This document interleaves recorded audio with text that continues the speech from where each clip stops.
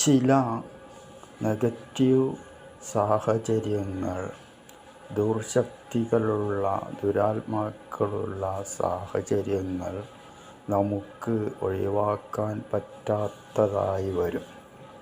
ഉദാഹരണത്തിന് ചില വിവാഹ ചടങ്ങുകളും മറ്റു പൊതു ചടങ്ങുകളും. അതിൽ നമുക്ക് ഭക്ഷണം വിളമ്പിത്തരുന്നത് ചിലപ്പോൾ ദുർഗുണങ്ങളുള്ള നെഗറ്റീവ് എനർജിയുള്ള ചില വ്യക്തിയായിരിക്കും. എന്നാൽ നമുക്ക് ഭക്ഷണം കഴിക്കാതെ വരാൻ പറ്റുകയുമില്ല. അപ്പോൾ എന്താണ് ചെയ്യേണ്ടത്? ഒരു നിമിഷം ധ്യാനനിരതനായി ഇരുന്ന് ഓം നമഃശിവായ മന്ത്രം ഭക്ഷണത്തെ നോക്കി ജപിച്ചുകൊണ്ട് കഴിച്ചാൽ ഒരു നെഗറ്റീവ് എനർജിയും ഭക്ഷണത്തെയും നമ്മളെയും ബാധിക്കുകയില്ല.